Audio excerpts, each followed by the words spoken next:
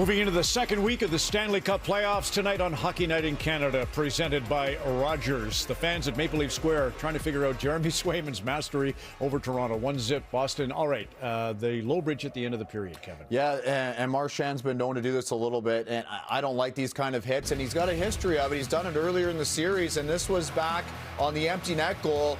Again, the diving, I know he's a little guy, and he's not the tallest guy, but he likes to dive into guys' legs here, and he hides it really well. That's a clear trip, or Ron, you said maybe a clip, and then tonight, it's Bertuzzi again, and it's a bit of a clip or a trip.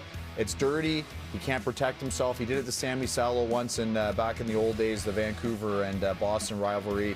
And also, Trevor Moore did it to Desharnais in Game 2 in Edmonton in the third period. Here we go right here. This hit can't be tolerated. This hit should be a fine. It should be a fine for me after the game. It should be a penalty in the game. That's a good catch. Agree or disagree? That's really good. Don't disagree. And this is a good catch-up, Kelly. Okay, so on the Boston goal, Lohrei makes a great pinch on Reeves. The puck is turned over, and I'm thinking to myself, why does Van Riemsdyk have this much time? So our great production team found the reason. It's behind the goal line, and just watch TJ Brodie. He's in the corner with Heinen. Now, you would think that Brodie would recognize, hey, there could be a dangerous play. So why isn't he out there? Well, we're going to show you exactly why Heinen gets away with the hold. He has TJ Brodie's stick under his arm, and he holds it. So Brodie's trying to get out front, and he can't. He waits and waits, and finally Van Riemsdyk has all sorts of time to make that move. But that was a really important play, and the refs didn't see it. I didn't see it for, 5 minutes until we were able to find that. But you did. You found it. Yeah, Well, and then so the production humble. team supported you. Yeah, well done. First goal since February 17th for Van Riemsdyk. Right. Big Wow. moment for him. And we, I think, are going to hear from him. Kyle's trying to track him down as we speak. How about the return of Willie Nylander? Look, this was one of the biggest storylines, if not the biggest storyline of the game tonight, especially for Maple Leaf fans. 6:17 in the first period, and they were excited to see him the moment he stepped out.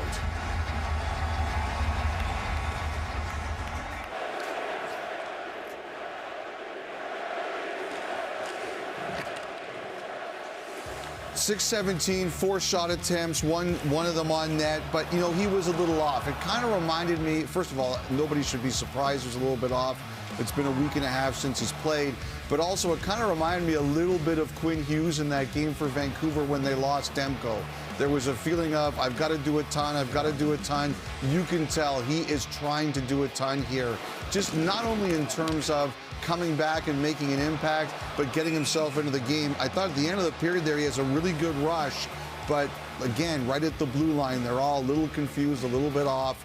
He's still trying to get himself back into where he feels in his proper rhythm. It's funny how the game affects everybody. Like, he seems so carefree and just, nothing bothers him, and yet he was nervous in that first period. You're right. It's my thought that he would help the power play. The power play struggled for the Leafs in this series. The first power play of the game took all their momentum away, and then they get the 4-on-3, which I really like. They put out 4 forwards. I'll get to that, but this is the entries. We've already talked about the entries. As soon as Tavares, if he pulls up here, you're going to get Boston D, and then a forward, and they're going to wedge you, and you're not going to have anything. So the puck has to go down low and change sides. It doesn't here, and as you see, this is going to be all the way down to the ice. They can't pull up there. They're too aggressive on the kill. Now the 4-on-3, they have 4 forwards. Tavares, right here, he is 60% in the season. Charlie Coyle's under 50% in the series. You got Nylander. His job is to get to this defenseman.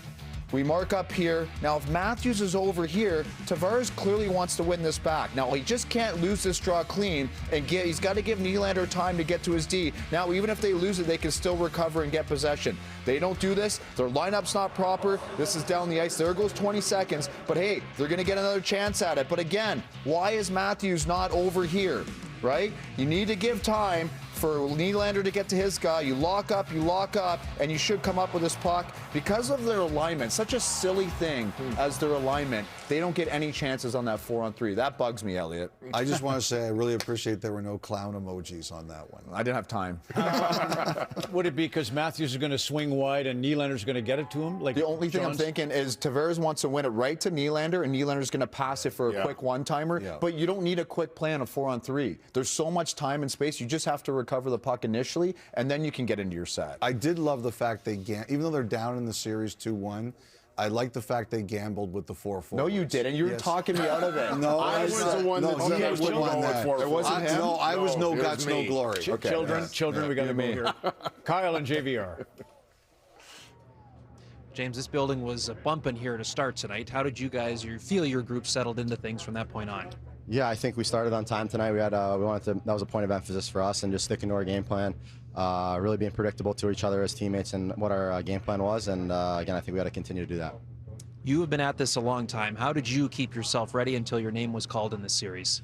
Yeah, I think again at this time it's always all about the team. So whatever you're asked to do for the team, you do it with the best of your abilities each and every day. And obviously, again, everyone wants to play, everyone wants to be in there, but you got to stay ready for that opportunity. So again, you just got to approach it each day as it comes and go from there. Thanks very much, James. Thank you.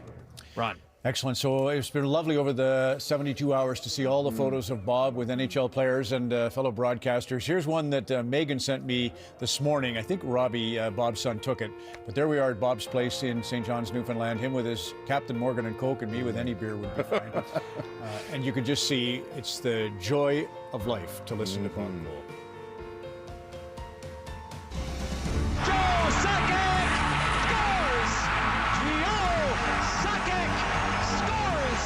And that makes it 5-2 Canada. Stand up and cheer, everybody. The Olympics, Salt Lake City, 2002.